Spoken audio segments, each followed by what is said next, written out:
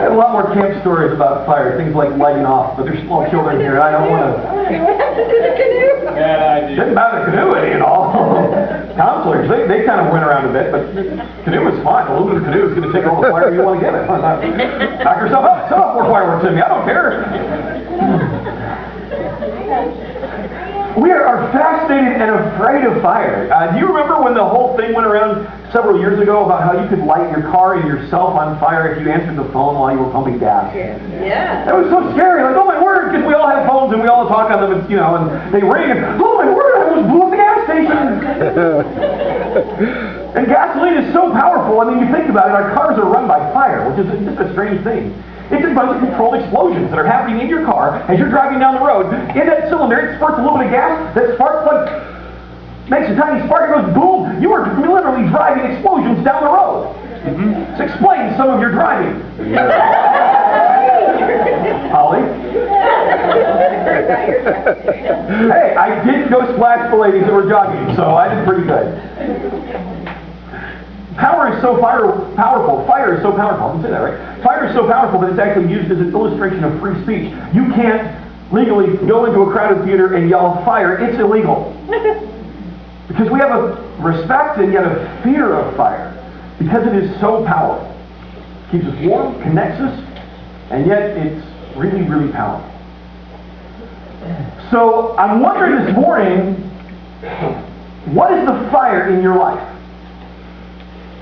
What's the driving force? What's the fire that makes you go in your life?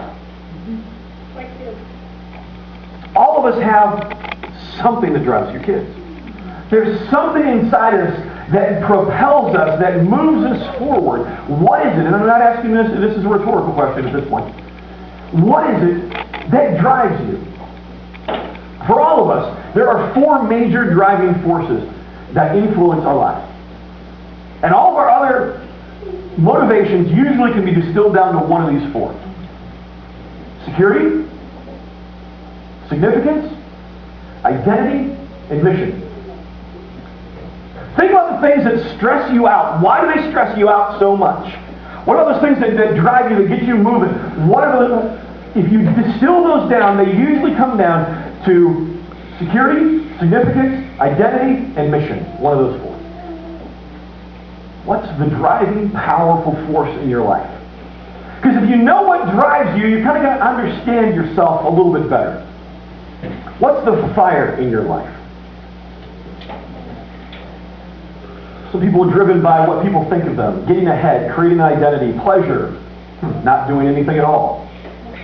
A fear of failure, the need to be right, to be superior, to know more than everyone else, and all those can be distilled down into one of those four. The problem is with these things is that those motivations all dry up. They all burn out. It's like a campfire that's left untended during the evening, and you wake up and maybe there's a couple coals, but the fire is dead.